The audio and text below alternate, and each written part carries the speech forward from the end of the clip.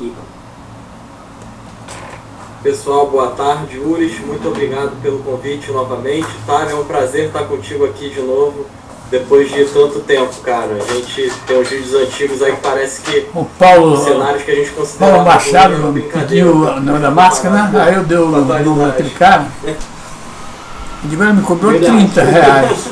Aí ele ligou agora, ele está me cobrando 35 mais 18 de frete. E Paulo, olha, eu peguei ele no início. Mesmo assim, eu acho que vale a pena. Porque você está pagando 35 com uma máscara muito boa. E R$18, o cara mora lá na casa do cacete para vir aqui levar. Essa notícia, quem estava acompanhando os mercados já estava vendo que isso poderia chegar. Então o contrato futuro de entrega em maio, não, mas ele aceitou. Caiu mais de 100%, caiu 300%, um negócio inacreditável. Aquilo que a gente dizia, não, nada pode cair mais que 100%, zero é o piso, não, pode cair mais que 100%, tudo está aprovado, e o contrato futuro fechou a $37,63 negativos. Isso é o contrato futuro do West Texas Intermediate, que é negociado na Bolsa Mercantil de Nova York, aqui a NYMEX. Mas, então, isso é realmente incrível, né? O próprio Tavi Costa, que eu escutei dele falando, né? Que ele era old enough to remember, quando velho o suficiente para lembrar que os loans poderiam apenas ir até zero. Mas para falar desse assunto, eu queria fazer um recapitulado, porque o que está acontecendo, né? A gente está no meio desta crise do coronavírus, a crise que foi estourada pelo coronavírus, e houve, como a gente vinha falando já, quem tem nos acompanhado aqui, o Otávio, o Heraldo, o que eu tenho dito é que esta crise que tem tido alguns gatilhos, ou uma sucessão de gatilhos, e teve um que foi um dos mais fortes, que foi justamente relacionado ao petróleo, que foi no dia 8 de março, um domingo, quando começou a derrocada principal e a queda muito forte das bolsas. Eu vou colocar aqui de novo a minha tela, que foi nesse dia que a Arábia Saudita, então dizendo que ia começar a dar uma turbinada na produção de petróleo, depois que caiu por terra o acordo lá no grupo fechado da OPEC, não chegou a um acordo com a Rússia, e aí isso foi no dia 8 de março, que era um domingo. E ainda nessa semana, aí na quarta-feira, dia 11 de março, na verdade, teve dia 9, 10 e 11 de março, de novo a Arábia Saudita dizendo, não, vamos aumentar ainda mais a produção.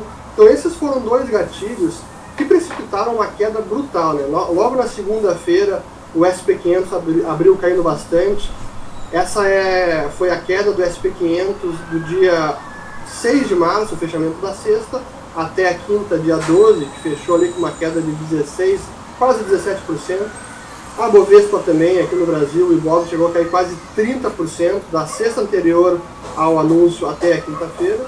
E o preço do petróleo da mesma maneira, né? Do dia 6 de março até o dia, um pouco mais aí, o dia 18, caiu quase 50%. E 40 e poucos dólares. Foi para cerca de $20. E aí deu uma corrigida, mas voltou a estar cerca de $20. Mas o contrato futuro, que é um negócio surreal, cada vez que a Wilma volta, vinha sendo negociado esse contrato para maio, que vinha sendo negociado lá em 25 nos últimos dias, mas aí a gente veio de ontem. Deixa eu botar um gráfico de um dia aqui, porque é um negócio surreal. Agora tem que olhar isso, porque não pode perder o marido dela, né, meu amor? Passa de zero, veja aqui, ó. Esse aqui é o zero, tá, pessoal? Estou botando aqui na tela, esse é o nível zero. Então passa lotado por zero. Então tem que conversar com ele bem sobre isso para ele ficar mais tranquilo, senão daqui a pouco só vai acontecer semana. E aí voltou um pouquinho agora, está em 17, mas o fechamento do dia tinha sido 37.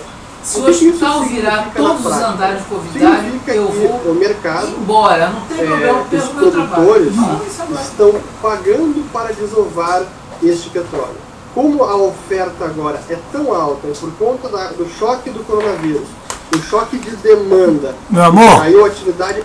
Espera um pouquinho agora que eu estou assistindo um negócio aqui que eu preciso entender. Tá?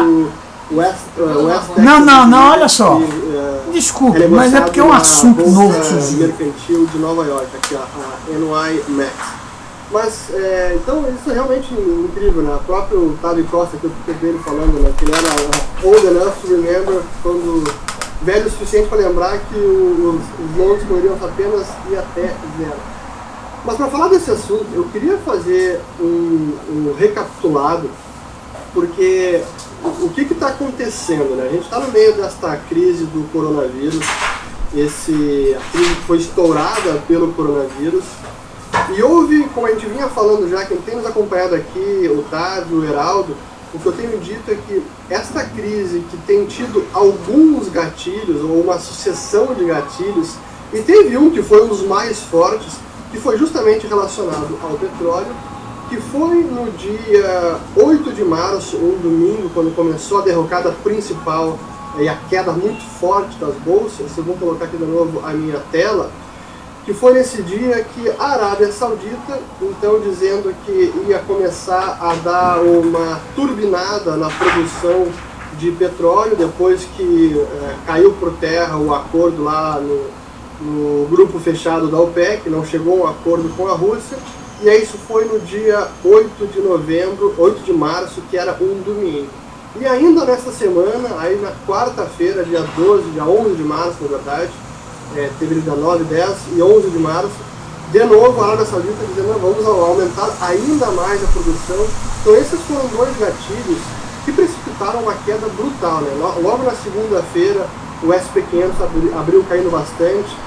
Essa foi a queda do SP500 do dia 6 de março, o fechamento da sexta, até a quinta, dia 12, que fechou ali com uma queda de 16%, quase 17%. A Bovespa também, aqui no Brasil, o Ibov chegou a cair quase 30% da sexta anterior ao anúncio até a quinta-feira. E o preço do petróleo da mesma maneira, né? Do dia 6 de março até o dia, um pouco mais daí, no dia 18, caiu quase 50%, né? De 40 e poucos dólares, foi para cerca de 20 dólares. E aí deu uma corrigida, mas voltou a estar cerca de 20 dólares. Mas o contrato futuro, que é um negócio surreal, aqui vejam, o contrato vinha sendo negociado, esse contrato para maio, que vinha sendo negociado lá em 25 nos últimos dias, mas aí a gente veio de ontem, deixa eu botar o gráfico de um dia aqui, porque é um negócio surrealesco aqui, né? Então o gráfico vem caindo, o preço vem caindo, passa de zero, veja aqui, ó, este aqui é o zero, tá pessoal? Estou botando aqui na tela, esse é o nível zero, então passa lotado por zero, chega aí a quase 40 dólares negativos, e aí voltou um pouquinho agora, está em 17, mas o fechamento do dia tinha sido 37. E o que isso significa na prática, né?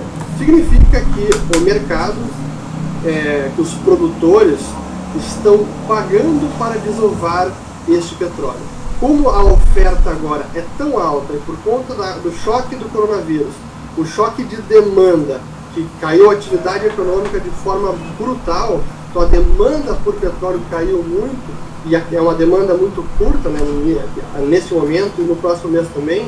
Para esse contrato futuro de maio, não tem demanda suficiente, os estoques estão abarrotados, não tem como estocar mais o petróleo, então os produtores, esse preço negativo significa que está sendo pago para que as pessoas aceitem esse petróleo, esse barril de petróleo e guardem nos seus estoques.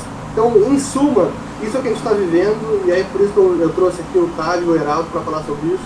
Então, Otávio, começa contigo aí, você já tinha visto algo parecido, mais uma dos livros de história do mercado financeiro?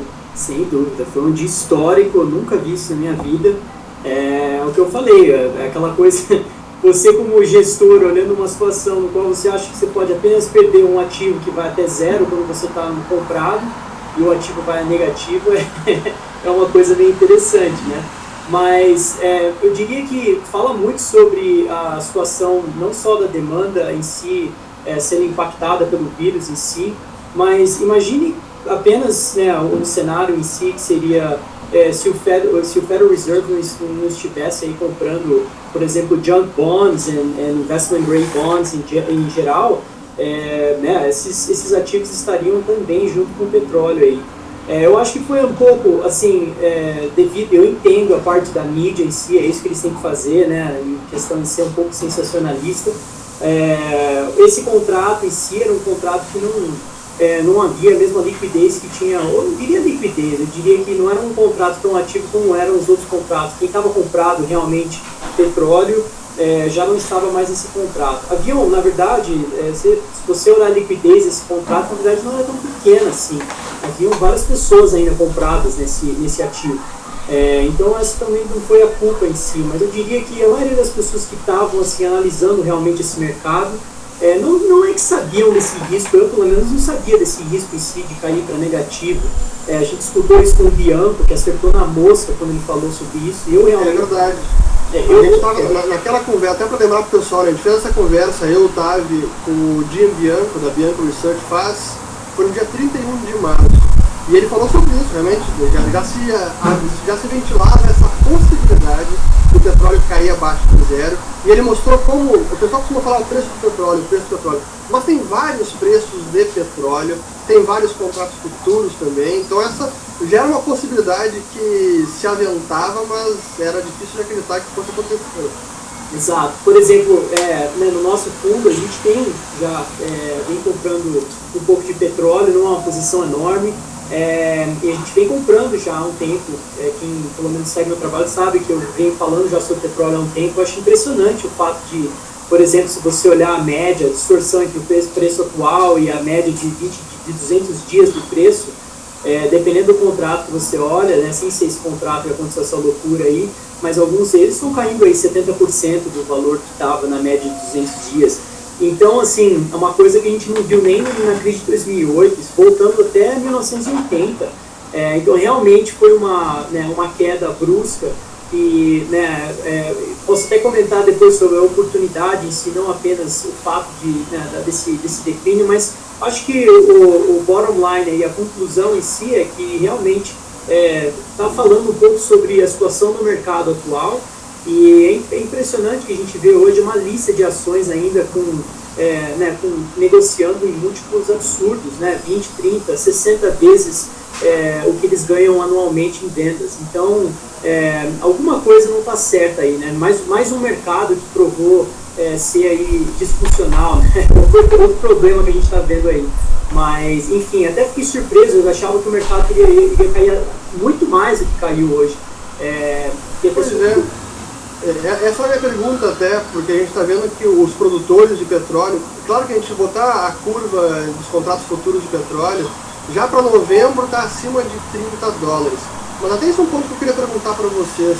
Eu não sou especialista em petróleo, mas eu queria perguntar para vocês, porque esses contratos futuros prevendo já $30 a partir de novembro, também há muita incerteza sobre o estado da economia no futuro. Assim.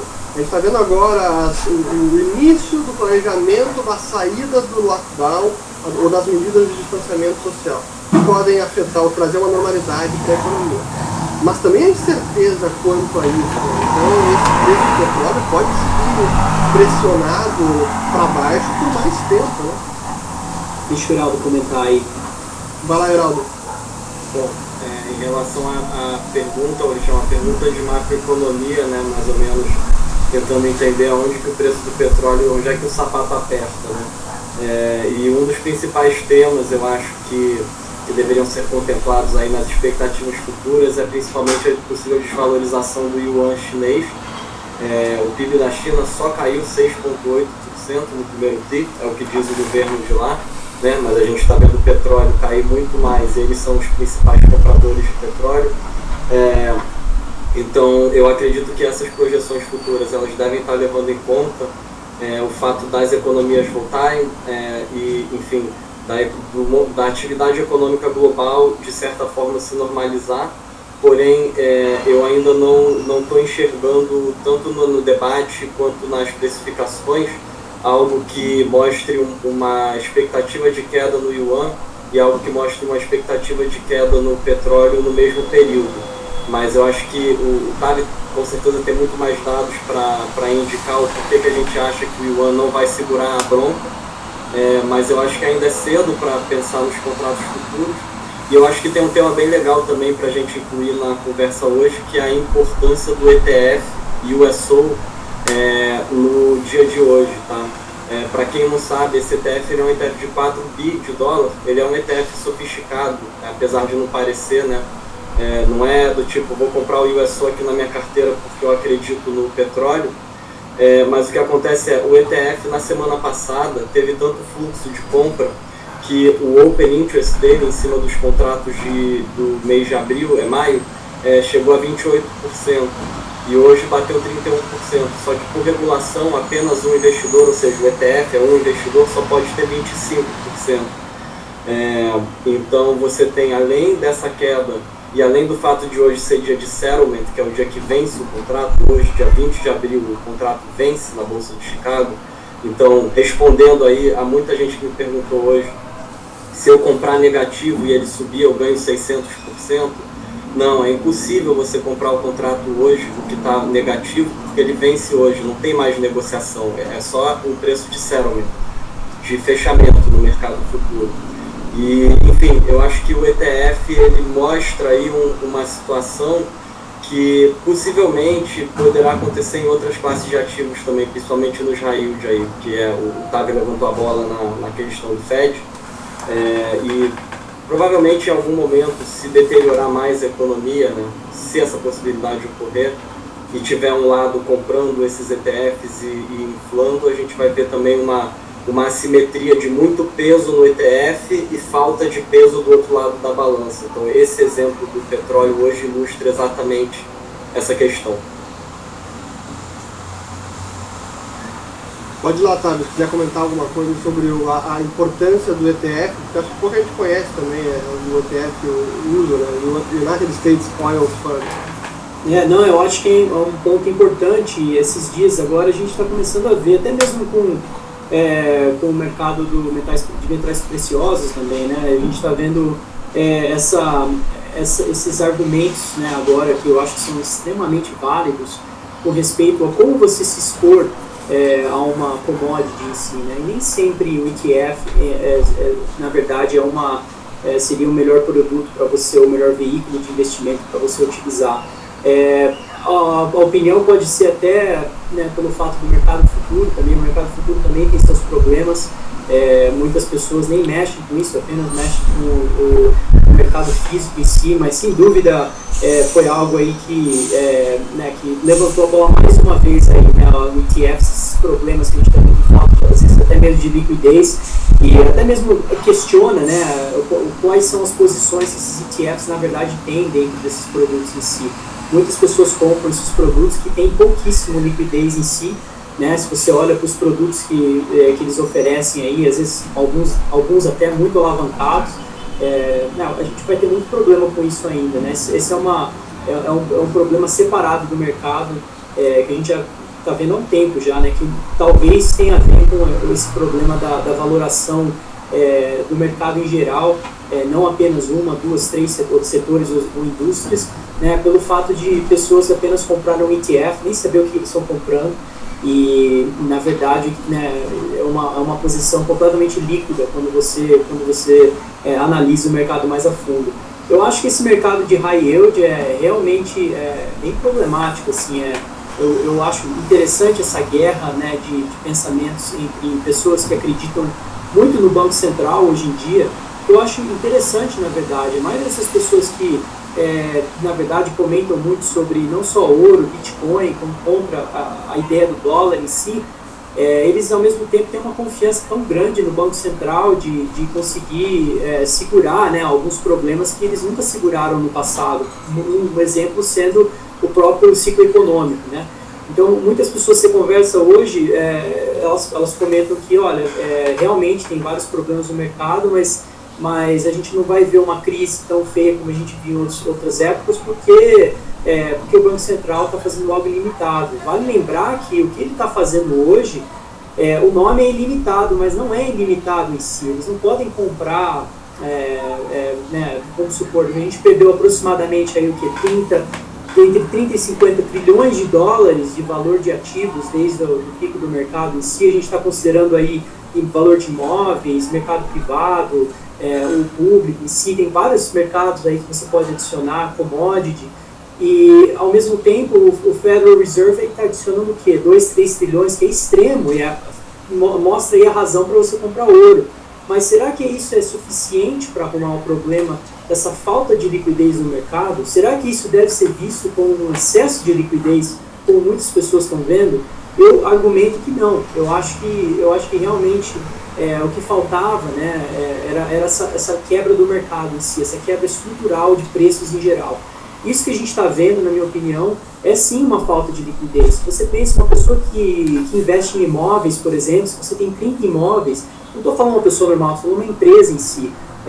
Né, essas empresas normalmente elas são extremamente alavancadas. Se o seu imóvel cai 20%, 30% de valor, acabou o seu negócio, né? Então, assim, tem várias pessoas nessa situação, não várias pessoas, várias empresas nessa situação, e eu acho que isso só vai piorar, né? Agora, essa situação agora que a gente está vendo, é algo que eu vou publicar agora, logo depois dessa live, seria, por exemplo, outra coisa meio nada a ver, o preço de valor de carros usados aqui nos Estados Unidos está caindo, tanto quanto caiu na crise de 2008 e na crise da bolha de tecnologia. O que isso significa, por exemplo? Né? É um efeito dominó, mais uma vez, né? Porque esse poder de compra do consumidor, quando você compra um carro, a maioria das pessoas, elas trocam o carro por um carro novo em si, né? Então, o que acontece? Quando o valor do seu carro cai, você não pode comprar um carro com o mesmo valor que você esperava comprar antes. Então, isso tudo tem um efeito na economia, né? A gente vai ver cada vez mais essas coisas. Então, o que o Banco Central vai ter que fazer? Vai ter que comprar carro usado para aumentar o valor do carro, para arrumar a situação? Só faltava essa, né? Então, acho que a gente vai ver alguns impactos aí que tem muitas pessoas pensando que vai, não só na parte de crédito de automóveis, né, entre outras empresas aí que já estavam alavancadas a níveis extremos e talvez vão começar a ter problema aí. Eu não acho que o Banco Central tem essa bola toda aí para salvar o mercado em si. Essa eu concordo com você, é uma narrativa que está prevalecendo agora. Eu assisti a live que o Luiz Stuhlberger, aqui do Fundo Verde, da Verde Asset, junto com o Luiz Barreiras, os dois fizeram com a XP. Eu assisti inteira, muito boa, recomendei no meu canal do Telegram. E tem um dos slides que ele fala justamente isso, olha, o volume, né, o montante de estímulos é sem precedentes e que isso tende a elevar de volta os mercados. Mas como você falou, o Federal Reserve não consegue influenciar tudo que é mercado, nem todos os preços, a não ser que ele comece realmente a distribuir dinheiro para todo mundo e entrar em tudo que é mercado. Isso me lembra, eu quero voltar no petróleo, mas só para fazer esse parênteses que é importante. Eu vou botar aqui na tela esse dado aqui, ó, é uma charge que eu acho que é do Grant Interest Rate Observer. Parece. Chega um cara na porta, bate na porta com o senhor e fala, tudo bom? Aqui eu sou do Federal Reserve. Hoje eu estou comprando aqueles baseball cards, aqueles cartão de figurinha de beisebol, de colecionável. Então isso assim, é uma piada, obviamente, mas mostrando como hoje o Fed está entrando em tudo. Começou a entrar em high yield, coisa que muita gente acabou surpreendida, e fazendo de uma forma que contorna as restrições legais que ele tem, porque vai ser constituído um fundo de investimento, um SPV, né, Special Purpose Vehicle, onde o Tesouro Americano aporta capital, ele bota o equity, e o Fed empresta para esse fundo, e esse fundo compra os títulos. Daqui a pouco vão fazer isso com ações, daqui a pouco vão fazer isso com petróleo, daqui a pouco vão fazer com cartão de beisebol, sei lá, né, cara. Mas realmente eu concordo que há limite para quanto o Fed pode inflacionar preços ativos ou elevar cada vez mais. Mas eu queria voltar uma pergunta sobre petróleo, porque eu, de novo, frisando que eu não sou especialista no preço do petróleo, o que eu tenho lido aqui, o preço que mais importa não é o do WTI, que é o West Texas Instrument, é o Brent, então, que é o da Europa, né, o preço do petróleo da Europa. É correto isso ou não? Os dois importam? O que a gente deve olhar? Tem que olhar os dois mesmo? Qual a diferença para vocês? Bom, primeiro, especificamente, Uris, eu não sei responder qual importa mais. O que eu sei é o seguinte: o mercado do petróleo, ele é um dos mercados mais clássicos que existem. Ele vive de arbitragem. Então você tem diversos traders que até hoje arbitram diversas diferenças que existem no petróleo. Então, por exemplo, existem traders especializados em arbitrar Brent para o WTI, existem traders que arbitram spread no ETF. Então, por exemplo, o USO, né, que é o ETF que a gente estava falando, esse ETF teve que mudar a regra sexta, tá? ele é um ETF baseado no front month, que é o mês seguinte, né? Então, por exemplo, se você entrasse em abril, ele ia estar comprado em abril, e aí quando chegasse na semana passada ele ia comprar, está comprado em maio, na semana seguinte ele ia comprar junho. Então, essa brincadeira de arbitrar ETF, porque teve um fluxo alto de comprador do ETF com o petróleo em baixa, criou um spread tão grande que ele teve que jogar 20% do ETF para julho já. Então, independente de ser o Brent, independente de ser o WTI, para o mercado financeiro, sempre que houver uma disparidade entre os dois que se explique aí no preço de delivery físico, vai ter gente arbitrando. E a mesma coisa vale para o ETF, né? E se você quiser mostrar uma tela, tem o ETF que é o USO alavancado, que é o UCO, e eu acredito que, continuando essa tendência, provavelmente esse ETF deve quebrar. Hoje ele terminou de $1,30, já chegou a valer 40 em novembro do ano passado. E um detalhe importante aí, terminando a minha participação na pergunta, é que usualmente o custo de você jogar para o mês seguinte, né, a diferença de spread entre o fechamento de maio e o fechamento de junho é em torno de 50 centavos, e que desde sexta-feira passada está em 8 a 10 dólares, ou seja, 1/3 do barril do fechamento do próximo mês é apenas a diferença nos spreads do fechamento desse mês, o que é completamente fora do padrão e que provavelmente está fazendo a festa de muito arbitrador isso aí. Interessante, eu vou dar a minha opinião sobre o mercado de petróleo em geral, tá?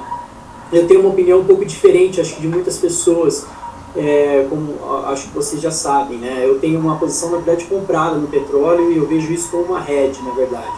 Obviamente, hoje não funcionou, né? Principalmente na parte do petróleo em si, na parte dos produtores, na verdade, funcionou muito bem.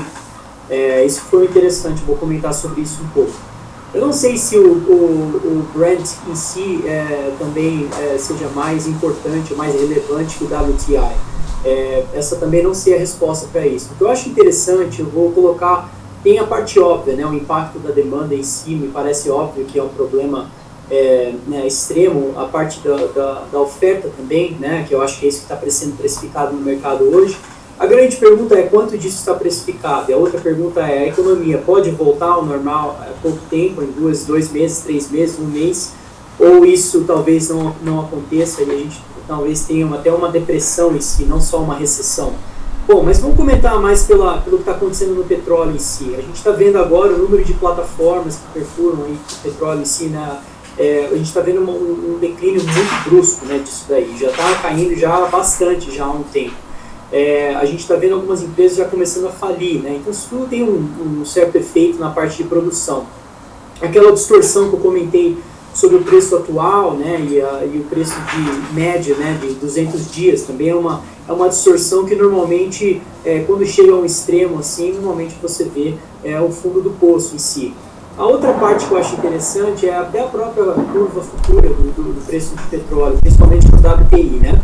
E essa daí que a gente está vendo é um contango, né, que seria, né, no caso, dos preços dos contratos mais futuros estão muito acima dos mais próximos ao presente.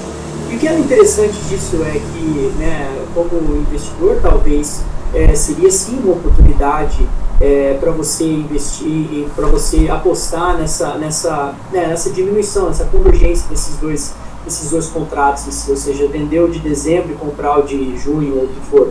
Acho um pouco interessante essa ideia em si, não é a melhor ideia, a maior convicção que eu tenho, mas é uma ideia interessante.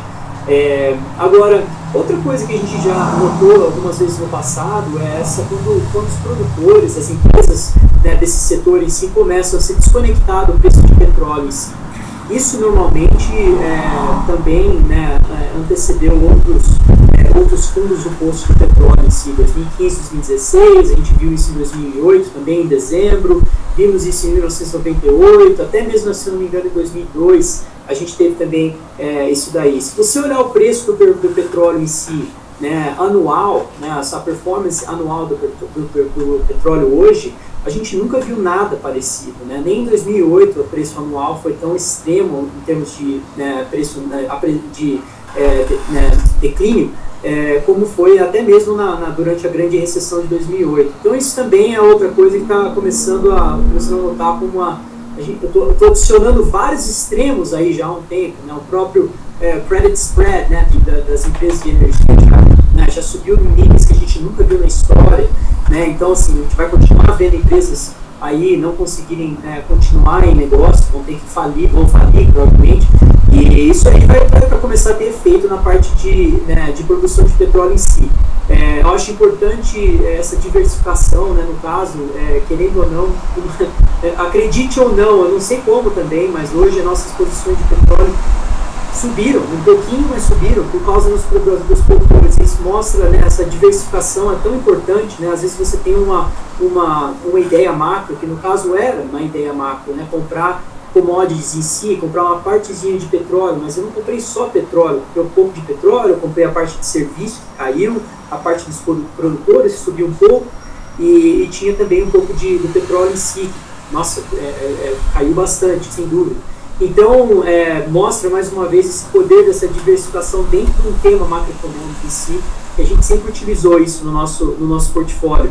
Eu acho que essa situação da high yield é realmente um problema que está ligado ao petróleo. Muitas dessas empresas que estão relacionadas nessa indústria, nesse setor, estão negociando nessas plataformas de crédito.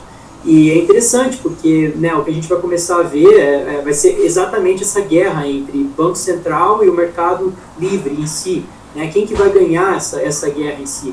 Eu acho que o mercado livre sempre ganhará, porque o Federal Reserve, no final do dia, sempre vai querer salvar a moeda em si, sempre vai querer salvar a Treasury. E se isso acabar, né, se a gente tiver um problema que desanda aí, né, desordenado nesses dois mercados, realmente pode se tornar um problema ainda maior. Então, a minha ideia, né, em si, né, em termos de investimento, é mais, se a gente vê a economia voltar ao normal mais rápido, eu não acho que se a demanda do mercado em geral começar a subir de forma, como a gente viu aí, no último ano, 2019, que nem era tão forte, mas realmente era mais forte do que é hoje, eu não acho que o preço do petróleo vai estar negociando no nível atual. Então, é mais ou menos essa a ideia, né? Não é mais pela simetria do retorno. Eu tenho uma posição extremamente negativa com relação à China, por exemplo. O Heraldo comentou muito bem sobre esse problema do câmbio chinês em si, que pode ter um efeito no petróleo, e talvez, né, até mesmo essa queda em si, fala um pouco sobre não só esse problema desse crescimento chinês que talvez nunca existiu. A gente pode entrar mais nesse assunto, mas, na minha opinião, não é nem próximo do que tem sido reportado. Afinal, né, quando você olha o preço de commodities em geral, a gente não viu uma década, por exemplo, de commodities apreciando de forma que de impressionar nenhum investidor. Na verdade, foi bem o contrário. Foi uma das piores décadas para as commodities em geral que a gente já viu na história. Né? E quem que é o maior comprador de commodities do mundo? É a China. Então, assim, eu acho muito interessante essa relação e essa falta de confiança, né, desses números que a gente vê, que são reportados pela China em si. Então, esse investimento não tem nada a ver com a minha posição na China em si, mas eu acho interessante pela simetria, né? Então, não é uma posição grande, mas eu acho que vale sim uma posição pequena no portfólio, assim como vale uma posição pequena em Bitcoin ou coisas do tipo. Até para botar aqui na tela o gráfico de commodities, né, ilustrar o ponto do TAV, a gente vê aqui como esse é o Thomson Reuters, o CRB, que chegou lá antes de 2008, quando o mundo realmente crescia e a China puxava esse crescimento, era o boom de commodities. De lá para cá teve a queda brutal, depois deu uma recuperada, mas já vinha numa depressão e agora ainda mais, né, que ilustra precisamente esse ponto, e que a China foi o grande devorador de commodities. Eu lembro as estimativas na época, assim eram coisas tão insanas, do tipo, a China consumia 1/3 do concreto do mundo, era a China que estava consumindo, ou até mais. Eu lembro que a capacidade de aço que a China aumentava, então o delta de capacidade da China anual equivalia à capacidade total do Brasil. Isso antes de estourar 2008. Assim, era um negócio surreal e que agora não está mais. Mas eu queria aproveitar também para o Heraldo falar ainda no petróleo, e só para confirmar também um pouco da tese que o Tavi falou agora. Por conta dessa queda da demanda agora, por conta da queda do preço do petróleo, por conta de muitos produtores, alguns produtores que podem acabar falindo nos Estados Unidos, o shale oil, né, de xisto, você acha que pode ter um descasamento de oferta e demanda um pouco mais à frente? Ou seja, vai cair a oferta e quando voltar a economia, essa oferta não recupera da noite para o dia. Isso você acha que pode ajudar tanto o preço do petróleo quanto de alguns produtores? Uris, eu acho que vai depender da capacidade das empresas que são especializadas em fazer o storage, né, de petróleo. Algumas notícias de que a capacidade não vai aguentar se o preço continuar baixo. Quando a gente fala capacidade, significa guardar o barril físico, né? Existem empresas, principalmente holandesas, que elas botam navios no meio do mar aberto e fazem o storage de barril de petróleo para não ter que pagar imposto e etc. Então, a capacidade vai explicar muito dos movimentos aí lá na frente, né? Agora, eu queria que você botasse aquele gráfico de novo do petróleo dos últimos anos, para a gente atentar para um fato que é muito interessante. Se você observar, cara, a China, ela começou a ocupar o espaço, esse aí mesmo que você está mostrando, ela começou a ocupar o espaço de maior comprador de petróleo depois esse é o CRB, esse é o de commodities, deixa eu botar o CRB. A tese vale para os dois, mas bota o do petróleo em si. Conseguiu os pitos. A China, ela sentou no banco do motorista ali no meio dos anos 2000, depois da crise principalmente, né? O que isso quer dizer? Até 2006, 2007, eu não sei especificamente até quando, existia uma correlação clássica aqui no mercado americano entre o preço do petróleo e o dólar, inclusive influenciando a curva de juros do Tesouro Americano e o ouro também, né? Então, o mercado sempre ficava de olho em petróleo, no dólar, no ouro, tentando entender a curva futura do petróleo e a curva futura de juros. A partir do momento que a China começa a comprar mais petróleo que os Estados Unidos, você começa a ver ao longo da década que a relação do petróleo com o dólar e com o Tesouro Americano, ela começa a ficar mais poluída, né? Então, isso tudo aconteceu em paralelo à explosão do shale americano, porque de um lado os americanos pararam de ser importador, né, líquido de petróleo, e por outro também pararam de ser o principal comprador do mundo. Então é bem interessante, talvez se você comparar com o TNX faça mais sentido, apesar das taxas terem caído nesse período de tempo. O yield, enfim. É que também é difícil comparar por causa da política monetária na década, mas se você observar hoje em dia, o que chamou a minha atenção e a atenção do Tavi no mês passado, que a gente estava até conversando, que a gente aqui sempre brinca que alguém está no carro, está no banco do motorista, né? O que está guiando o mercado? Então, às vezes a gente acredita que o que está guiando o mercado é a taxa de juros, principalmente de 10 anos, às vezes a gente acredita que o que está guiando o mercado é a expectativa de crescimento de consumo e desemprego baixo, você vê valuation na bolsa. Só que eu tive a impressão, em fevereiro e em março, nas primeiras quedas fortes de petróleo, que o que começou a guiar o mercado foi o petróleo, porque naqueles dias lembrou muito a década de 30 do pós-crise, porque o petróleo caiu 30%, e aí todas essas correlações que eu estava comentando agora não foram respeitadas. Então, no mesmo dia que o petróleo caiu, o Tesouro Americano se desvalorizou, o ouro se desvalorizou, a bolsa ativou o circuit breaker, e só o dólar que se manteve, né, que subiu.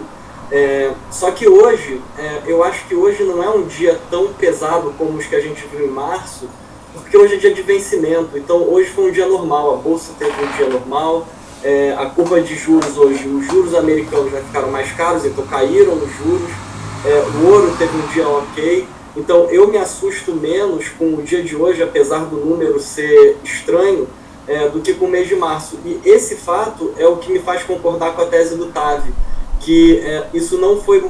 As outras classes de ativo não demonstraram que o petróleo está no volante. Então, eu acredito que como um trade oportunístico de curto prazo, a ideia dele de comprar o contrato agora do meio do ano do verão e vender o de dezembro, possa fazer muito sentido.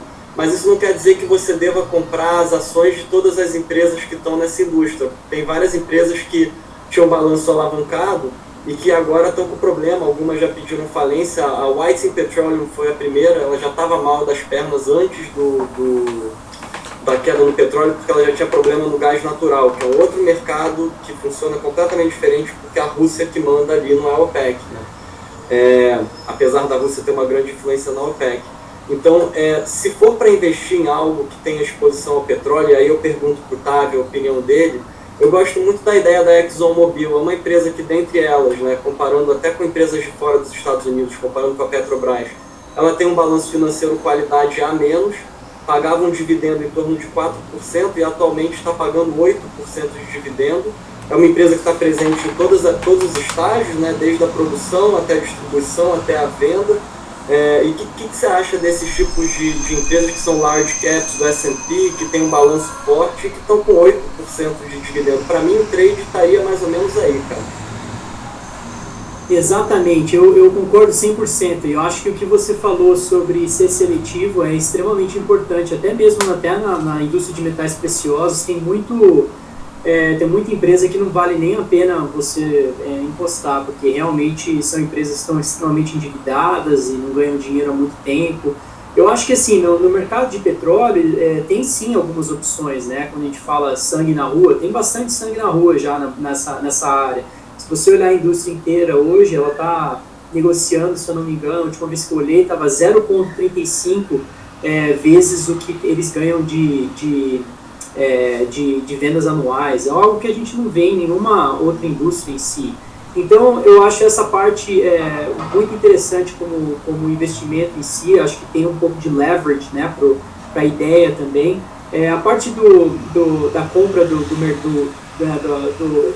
contrato de junho e a venda do contrato de dezembro, também, né, você não precisa nem ter uma opinião tão forte com relação ao petróleo em si, mas apenas essa desconexão dos dois preços, que está um pouco extrema na minha opinião, também sou interessante. Vale lembrar que essas distorções no mercado futuro também marcaram grandes outros fundos do posto do preço do petróleo também, né? Eu tinha um gráfico sobre isso mostrando também. Até mesmo o Guilherme comentou nesse gráfico, ele falou, olha, mas lembre-se que são as pessoas que estão apostando que o preço do petróleo no futuro estará maior. Mas, na verdade, eu estava pensando sobre isso, né? Eu não sei se eu concordo com essa ideia dele, porque, no caso, a curva inteira está caindo, né? Não tem ninguém apostando que o preço do petróleo vai subir. Está todo mundo tirando o pé. Então, por isso que eu achei tenho uma opinião um pouco diferente com respeito a isso. Com relação a essas large caps, tem várias, sem dúvida. Nossa, tem algumas empresas que pagam dividendos muito interessantes aí hoje, negociam a múltiplos que a gente não viu ou não vê há muito tempo, né, nessa indústria em si. Então, eu acho que aquela ideia sobre, né, empresas de crescimento versus empresas de valor, né, uma ideia, também é outra discussão muito importante. Eu acho que a gente não está mais num período da economia no qual a gente deveria estar buscando, né, empresas de crescimento em si.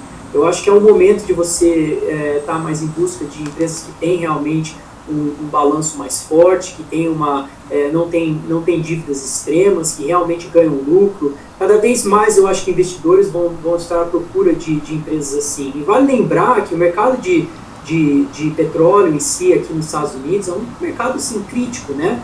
E quando você compara com relação, por exemplo, talvez eu esteja errado por alguns pontos percentuais aqui, mas se eu não me engano, hoje o peso do setor de petróleo, né, e biocombustíveis, entre outros, aproximadamente 4% do mercado total. A gente está falando de um setor assim, sem o mercado de petróleo em geral, acabou a economia. Não é que a gente vai parar de usar petróleo mais, né? Todas essas teorias aí não fazem sentido nenhum. Então, na verdade, é mais uma aposta cíclica, né? Eu entendo que faz sentido, né? Por sinal, até acho que esteja muito precificado no mercado, talvez esteja errado ainda.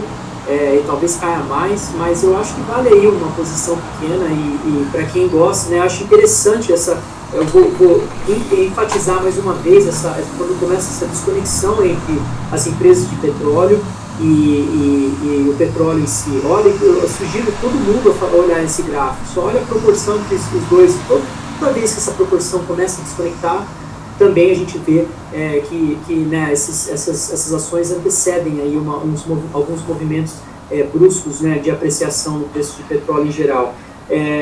Enfim, eu estava anotando aqui outras coisas. Quando você comentou sobre a situação de algumas empresas falindo já, né, o Whiting em Denver, por sinal, eu conheci algumas pessoas que trabalhavam para essa empresa em si, e foram, né, e não trabalham mais lá, mas isso está acontecendo também em outras partes do mercado de commodity, por exemplo, cobre. Cobre é né, os produtores de cobre em si estão praticamente falindo também. Então a gente vai começar a ter problema, né, de oferta em si, em alguns tipos de commodity. E para quem está mais dentro do mercado, né, principalmente na parte de cobre, quando você está, né, fazendo esse tipo de produção em si, você também tira prata, né, do mesmo local. Então, se essas empresas vão começar a falir, a gente já está tendo um problema, né, talvez um problema de oferta de prata em si. Ainda mais para somar com o problema em si, a gente está vendo agora essas empresas de cobre começarem a parar a produção em si também. Então, isso adiciona, né, para a teoria em si dos metais preciosos, de prata, ouro, entre outros aí, que eu acho que podem começar se a gente tiver qualquer tipo de demanda, principalmente de bancos centrais, esse tipo de compra desse tipo de ativo, vai mudar muito o cenário, né, e é importante porque isso tudo mostra também um pouco de falta de talvez, confiança no sistema monetário em geral, né, e acho que a gente vai começar cada vez mais ver esse tipo de desconfiança de bancos centrais e governos em si. Afinal, o governo aqui dos Estados Unidos, em termos de déficit, vai explodir o déficit dos Estados Unidos com relação ao PIB. Então, quando isso ocorrer, mais e mais pessoas vão começar a perguntar: será que eu deveria estar comprando dólares? E olha, eu sou do campo em si, que eu acho que o dólar é a melhor moeda que tem aí no mundo em si. Não acho que tem nenhuma moeda, que é outra alternativa. Mas eu estou apenas fazendo um comentário que outros países estão na mesma situação. Cada vez mais a gente vai ver esse tipo de problema. Então, essa busca por alternativas, como se for Bitcoin, ou ouro, ou prata, vai começar a aumentar cada vez mais. E esses produtos que estão com escassez até de oferta vão começar a ganhar mais atenção, na minha opinião. Deixa eu até aproveitar, acho que são todas ótimas reflexões, assim, a gente pode entrar em várias tangentes aqui e seguir por mais 2 horas falando sobre esses assuntos. Mas deixa eu botar, eu consegui botar o gráfico que o Heraldo tinha falado antes. Eu vou botar o ponto da confiança porque eu tenho uma reflexão importante sobre isso. O gráfico que o Otávio tinha falado, o Heraldo tinha falado antes, de quando o dólar está fraco, o petróleo está forte, e vice-versa, né? Então tá aqui, ó, Heraldo, o gráfico sobre aqui é o índice dólar e o petróleo em laranja. Se quiser comentar um pouco mais aqui.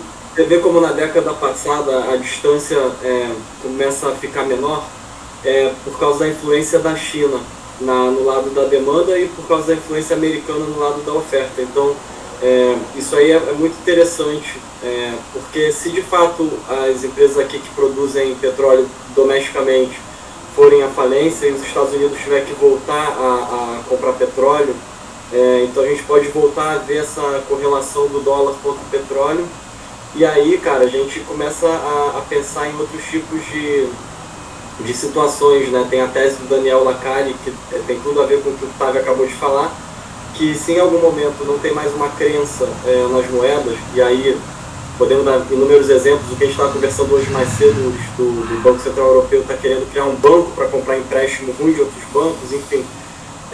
Então, isso pode fazer com que as commodities se valorizem pelo simples fato de serem commodities e que valerem mais que supostas moedas. Mas isso que a gente está discutindo são debates. No dia a dia, eu acho que a gente olhando isso, a gente tem que só prestar atenção para quem compra mais petróleo para entender o impacto no câmbio. Então, tanto para os emergentes, quando você pensa no emergente, a primeira pergunta que vem, ele importa ou ele exporta o petróleo? Para você entender se a dívida desse emergente é em dólar, para você entender qual é o se o país que importa vai ter uma moeda que vai se fortalecer, se é um país que exporta, que ele vai ter uma moeda que vai aí se desvalorizar enquanto o dólar valoriza e a dívida desse país piora. E a mentalidade também serve, por exemplo, para o cobre, quando a gente olha para um exemplo como o Chile, por exemplo. Até eu estava no mute aqui, eu estava olhando exatamente o Chile, olhando aqui o Chilean peso, como ele está caindo bastante também, e o Chile que é um dos grandes exportadores de cobre, né? Então é uma das principais indústrias no Chile e se a gente olhar por essa ótica, caindo a demanda por cobre no mundo, a moeda chilena também vai sentir. E é o que está acontecendo aqui, deixa eu até botar na tela aqui, o Chilean peso está caindo bastante. Aqui o CLV em função do Peru. O Peru com ouro. Peru também. Então, mas deixa eu voltar ao ponto, só para frisar também o que o Oraldo falou.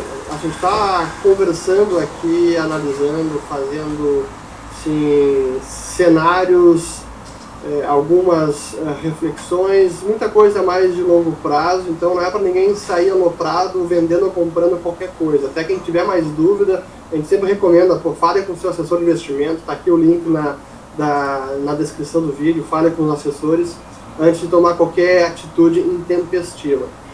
Mas quando a gente realmente dá dá o zoom out, né, colocar as coisas em perspectiva, e eu volto a lembrar a live do Stuhlberger com a XP, que foi no sábado agora, porque isso foi perguntado para ele também, né?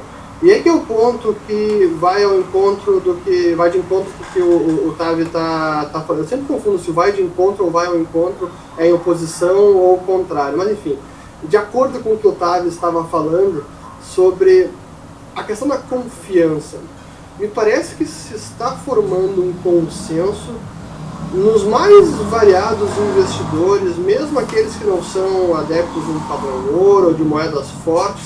Mas enfim, está se formando um consenso de que, esse negócio de Banco Central, imprimindo moeda como quiser, sem nenhuma restrição técnica, intervindo, comprando tudo que é tipo de ativo, em algum momento, isso não vai dar coisa boa. Em algum momento, o que os americanos dizem que é o Day of Reckoning, o dia do reconhecimento, né, da descoberta, alguma hora esse dia do juízo final deve chegar. Assim, quando é que as pessoas os investidores, o mercado vai se dar conta que é quase como um faz de conta isso tudo, porque é o Banco Central imprimindo dinheiro e comprar o ativo que quer. Hoje mesmo tem um artigo no Zero Hedge, do Bill Blaine, que escreve no Morning Porridge, dizendo assim, será que os mercados realmente importam? Porque o próprio cara da BlackRock, o Larry Fink, dizendo, estou comprando o que o Fed comprar. E ele ainda está como mandatário, ajudando o Fed a executar as operações que o Fed vai fazer no mercado. Então, cara, não vamos lutar contra o Fed. Mas até quando? Então, isso faz pensar, né? Então, eu queria deixar aqui esses comentários, podem agregar à vontade. Então tá, eu vou fazer um comentário então. Uma coisa que eu fiz uma pesquisa recentemente que eu acho interessante sobre o Banco Central japonês, por exemplo, né? É muito difícil a gente ter história suficiente para olhar no passado e encontrar outros casos desse tipo de intervenção, né, no mesmo nível que a gente está vendo aí do Banco Central americano. Eu acho que o Banco Central japonês aí talvez seja um deles que dá para a gente voltar no passado e pesquisar. Vou dar alguns números aqui para a gente pensar. Por exemplo, né, se a gente olhar o número de ativos, a quantidade de ativos do Banco Central japonês com relação ao mercado de ações dentro do mercado deles, essa proporção está aproximadamente 106, 108%, depende do dia, obviamente. Então, 108% mais ou menos. Eles estavam aproximadamente a 20%, 25%, se eu não me engano, foi em setembro de 2008. Bom, hoje aqui nos Estados Unidos, se a gente olhar o número de ativos do Fed, né, aproximadamente 20%, 25% do mercado de ações também, né, desse valor completo. E o que eu acho interessante é que se a gente olhar o mercado do Japão, desde quando eles foram da 25% até os 100%, né, de hoje, o mercado de ações em si, se você olhar a performance, foi aproximadamente 17%. Né? E assim, são anos e anos, né? Mais de uma década em si que, né, de histórico aí de performance, uma performance muito fraca, se a gente pensar. Então, agora, se você olhar o preço do ouro na moeda japonesa em si, né, você percebe que, né, a apreciação é próxima de 125% ou algo do tipo. Então, o preço do ouro, né, ele performou muito melhor do que os ativos em si no mercado de ações. Então, volta aquela ideia da proporção da compra de ações e da compra de ouro e venda de ações. Na minha opinião, é a melhor ideia de investimento que tem. Essa ideia de investimento talvez, né, possa ser, né, a melhor forma de você se posicionar. Né? Você pode estar até errado na parte do mercado, e o mercado não entrar num colapso, por exemplo, que a gente viu em 1929 e outros períodos aí. Agora, o mais interessante é essa apreciação de metais preciosos, que eu acho que pode acontecer cada vez mais. O Heraldo comentou sobre o Daniel Lacal, e eu acho ele um dos caras mais, assim, na minha opinião, um dos caras mais importantes aí, na parte de pensadores, né, de temas macroeconômicos. Eu gosto muito dele. E ele também acredita nessa ideia de escassez de dólares fora dos Estados Unidos, né, como você estava comentando. Porque a gente está tendo um problema agora por causa do coronavírus, é uma falta de exportação em si de países em geral, né? Ninguém está exportando nada. Então, se você pensar como a maior fonte de dólares de países em geral é a exportação. Essa falta, essa queda de exportação global vai sem dúvida causar um problema de escassez de dólares cada vez mais. E você pode ver isso também quanto né, a quantidade de impressão monetária que a gente viu até nos últimos 50 dias é aproximadamente 3 ponto alguma coisa trilhões. Tá? É muito, né? Realmente é uma quantidade absurda. Mas mais de 50% desse valor, né, que foi impresso em si, veio do Banco Central aqui dos Estados Unidos, o Federal Reserve. Né? Uma coisa que eu, por exemplo, nunca pensei que fosse ser dessa maneira. E me faz pensar uma pergunta, será que isso está sendo coordenado? Por exemplo, o Fed, né, se você olhar o balanço do Fed hoje, ele é maior que o balanço do Banco Central chinês. Né? Levanta uma pergunta novamente, né? Como é que então a moeda chinesa ainda está negociando no 7, né? Acima daquele nível 7 que todo mundo acha que é um nível perigoso? Como que a moeda deles, nem assim, com tanta impressão monetária que a gente viu nos últimos 50 dias, nem assim a moeda deles conseguiu apreciar? É muito estranho isso. Então me mostra, né, claramente que a única resposta, né, possível resposta talvez, seja essa escassez de dólares, começando realmente a se tornar um problema. E outra coisa que a gente viu recentemente, vocês devem ter visto também, foi essa, né, não só, né, o Fed começar a fornecer dólares, né, para os bancos centrais fora dos Estados Unidos, né, outra coisa que a gente viu também foi um atraso, né, de pagamento de dívidas de países menores. Não sei se vocês viram isso também. Foi um artigo que saiu aí recentemente no Financial Times, falando sobre, né, debt jubilee, né, alguns países pequenos que estão negociando com outros países maiores para eles não pagarem algumas dívidas, pelo menos congelar essa dívida por um tempo. Isso é interessante porque volta aquela pergunta, será que eles estão sendo forçados a vender né, reservas internacionais para conseguir pagar essas dívidas em si? E vale lembrar, uma coisa que eu estava pensando é que países fora dos Estados Unidos, quando eles fazem a mesma situação, como eles não são a reserva monetária, né, mundial, que no caso seria o dólar e os Estados Unidos em si, quando você é o Brasil, por exemplo, se você fizer essa impressão de dinheiro ao mesmo nível que faz aqui no Fed, a sua quantidade de liquidez, né, não tem a mesma eficiência que tem a do Fed. Por quê? Porque se você imprimir 3 trilhões de dólares, né, relativo à moeda do real em si, o que vai acontecer é que o real vai desvalorizar. Então você não vai ter aquela injeção de liquidez de 3 trilhões. Quando a sua moeda desvaloriza, essa injeção está sendo apenas de 1 trilhão. Então, é por isso que eu acho que está tendo um pouco de falta, até mesmo de ainda mais intervenção monetária, na minha opinião, em outros países. E não sei se isso está sendo coordenado, mas volta àquela ideia, né, dessa escassez de dólares em si. Eu acho que está se tornando cada vez mais um problema, e por isso que a gente está vendo, né, o dólar aí se manteve num patamar até relativamente forte, né, com relação a qualquer outro ativo, aí, até durante a queda aí do mercado recentemente. Complementando a pergunta do Urich e o comentário do Tavi, foi preciso. Eu acho que se a gente fosse tentar farejar aonde que vai dar problema nesse sistema monetário, eu acho que é a Europa. E a minha tese, ela é aí uma tese que eu acompanho principalmente pelo Daniel Lacalle, que é bem simples.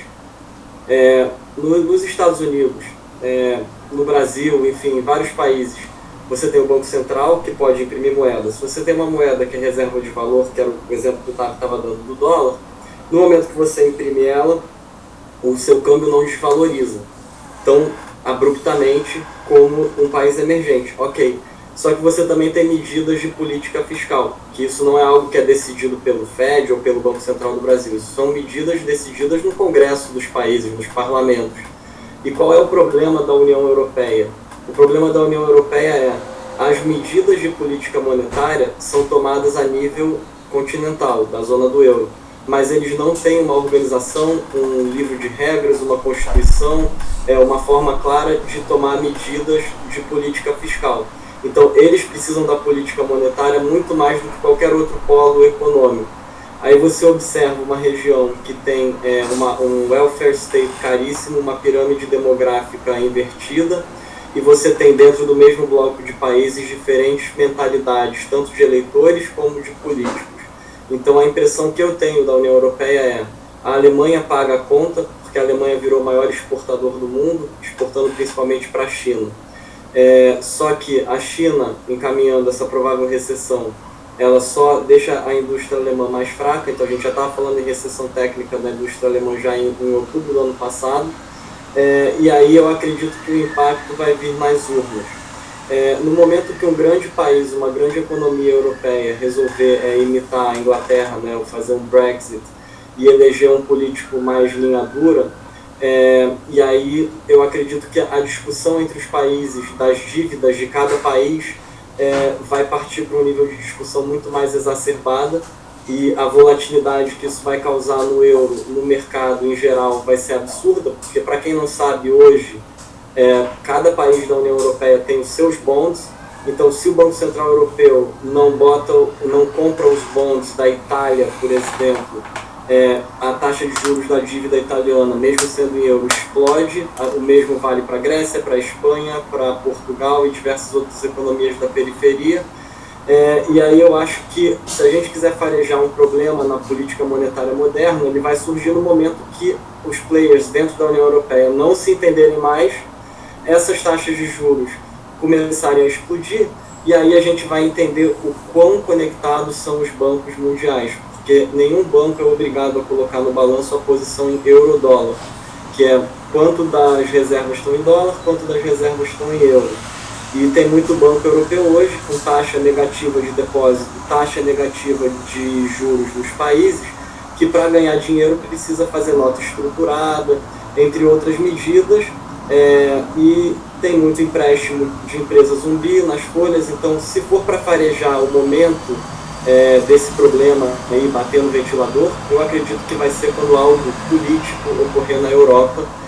Para quem não acompanha, a Merkel já perdeu aí metade das alianças dela na Alemanha, e ano que vem é ano de eleição na Alemanha. Então, eu acho que não vai demorar muito tempo até a gente ver um problema mais sério na Europa, e aí a gente vai ver realmente a saúde do sistema bancário global a hora que isso acontecer. Só para concluir nesse ponto, este é o gráfico dos chamados Target 2 Balances, os saldos do Target 2. Target 2 é o sistema de pagamentos da moeda comum europeia. Então, é o saldo devedor e credor entre cada país dentro do sistema do euro. Então, aqui a gente vê a Alemanha, que é o grande credor de toda a zona do euro, com quase 1 trilhão. Só que era fevereiro, em março já está em 935 bilhões de euros. Depois a gente tem ali Luxemburgo, Finlândia, Holanda. E a gente vê depois no canto ali Itália e Espanha, os principais países com saldo devedor, né? Então, isso mostra um pouco da tensão que está no ar, e esse saldo ele foi se intensificando. Antes, quando estava tudo ok, até 2008, ficava ali em zero, um ano ou um mês um pouco acima, um pouco abaixo, mas eles se compensavam ao longo do tempo. Isso é quase que o saldo negativo acumulado na conta corrente de cada país. Se a gente pudesse traduzir isso rapidamente. Então, esse é um ponto de tensão muito forte que ainda não foi resolvido. Mas, enfim, pra gente encerrar aqui, a gente poderia também engatar aqui uma nova live e falar sobre o euro. Então, vamos fazer, de repente, no futuro, um papo sobre o euro. Mas eu queria primeiro agradecer o Heraldo da Liberta Global, o Tavi Costa da Crescat Capital. Mais um papo aí sensacional. A gente teve aqui agora está no pico até, mais de 2.611 pessoas, 15 pessoas nos assistindo ao vivo. Com certeza vai agregar bastante esse vídeo. Pessoal, compartilhem, assinem aqui, se inscrevam no canal, deem um joinha, porque isso ajuda ao vídeo chegar a alcançar mais pessoas. Então, por hoje é só. Obrigado novamente, Heraldo e Tade. Qualquer comentário final, deixo com vocês a palavra de encerramento. Posso fazer uma pergunta rápida para vocês dois? É bem rápido. Claro. Não precisa nem, é mais um sim ou não. Vocês... Aqui não é TV, podemos seguir um pouco mais. A pergunta é bem rápida, porque assim, eu estou tentando achar isso e não acho. Se vocês acharem, me avisem e mandem para mim, por favor. Tem acesso ao que está acontecendo em intervenção do Federal Reserve off-balance sheet? Não o que está sendo, né, reportado. Vocês têm algum acesso sobre isso que eu não tenho? E obviamente estou querendo saber, por exemplo, o JNK, LQD, quanto que eles compraram nessa última semana? Não está sendo reportado isso, né? Está completamente. Eu já olhei todos os números reportados, não achei nada. E eu queria saber, porque muitas pessoas falam, estão imprimindo aí tantos trilhões, mas a gente tem que olhar a quantidade com relação ao tamanho do mercado em si. Então eu gostaria muito de saber, alguém aí, um de vocês viu alguma coisa sobre isso ou não? Não, infelizmente. Heraldo?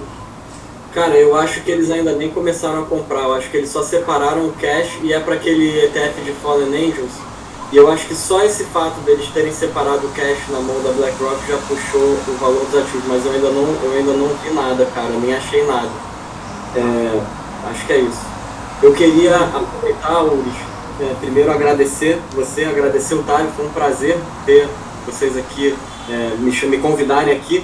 Principalmente o Tali, fazia muito tempo que estava querendo marcar essa com ele. Amanhã eu vou estar ao vivo com o Marinho, da Liberta Global, no canal dele. Então quem quiser saber sobre o mercado americano, como investir no mercado americano, estou iniciando a ideia, quero começar a dar os primeiros passos, etc., pode me procurar no Instagram, o meu nome aqui embaixo, e no Twitter, o meu nome sem o DE no meio. Os links vão estar lá amanhã. Muito obrigado, Ulis. A gente se vê de novo essa semana, cara? Quinta-feira, no canal da Liberta Investimentos, vamos falar sobre justamente investimento em ouro. Como fazer, quais são as alternativas no mercado. Opa, aí sim.